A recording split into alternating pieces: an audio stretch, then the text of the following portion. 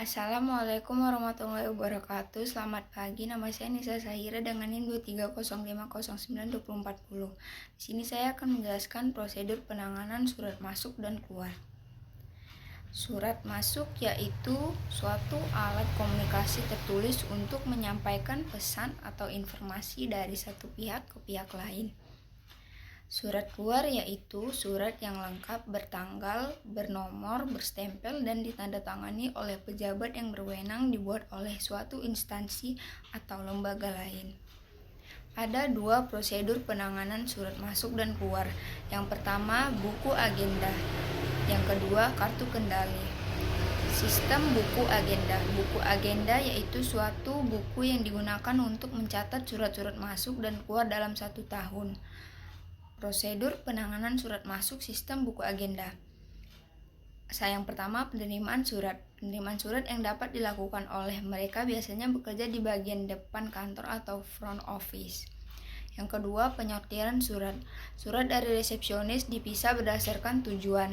Pribadi diserahkan langsung, dinas diproses sesuai prosedur. Yang ketiga, pencatatan surat. Pencatatan surat masuk dilakukan dalam buku agenda. Petugas membacanya untuk menentukan jenisnya, biasanya penting atau rahasia agar memudahkan penyimpanan dan pencarian. Yang keempat, pengarahan surat. Pengarahan surat menentukan pihak yang akan memprosesnya. Pimpinan Badan Administrasi Umum mengarahkan surat, memberi instruksi pada lembar disposisi dan menetapkan penanggung jawab penanganannya. Yang kelima, penyampaian surat. Surat dan lembar disposisi diberikan kepada pihak yang ditunjuk pimpinan. Jika lebih dari satu, surat diperbanyak.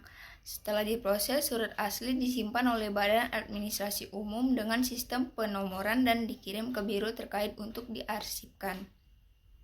Prosedur penanganan surat keluar sistem buku agenda. Yang pertama, pembuatan konsep surat keluar. Pengelolaan surat keluar dimulai dengan pembuatan konsep berdasarkan unit kerja atau bidang terkait. Yang kedua, persetujuan konsep surat. Konsep surat dikonsultasikan dengan kepala seksi atau bidang untuk dipersetujuan dan koreksi sebelum diketik. Yang ketiga, pengetikan konsep surat setelah disetujui dan dikoreksi surat diketik oleh unit kerja terkait. Yang keempat, pemberian stempel paraf. Koordinasi surat diberi stempel paraf lalu diserahkan ke bagian umum untuk diteruskan ke sekretaris. Yang kelima, penandatanganan surat. Setelah diparaf dan diberi nomor, surat ditandatangani kepala dinas sebagai persetujuan. Yang keenam, pencatat surat. Setelah ditandatangani, surat dicatat di buku agenda sebelum diberikan ke bidang pengaju. Yang ketujuh, penyimpanan surat. Setelah dicatat, surat digandakan untuk arsip dan aslinya diberikan ke bidang pengaju untuk didistribusikan. Kartu kendali. Kartu kendali yaitu lembar isian yang digunakan untuk pencatatan. Pengelolaan surat masuk sistem kartu kendali. Yang pertama, penerimaan surat.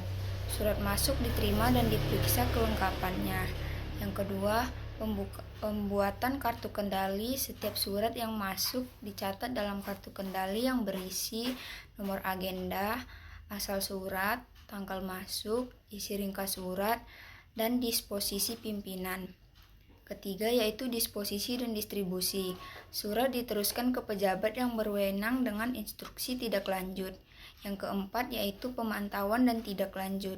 Kartu kendali digunakan untuk memantau proses tindak lanjut surat. Yang kelima yaitu penyimpanan arsip. Penyimpanan arsip yang telah selesai diproses disimpan dalam arsip berdasarkan kategori yang telah ditentukan suratnya. Prosedur penanganan surat keluar dengan sistem kartu kendali.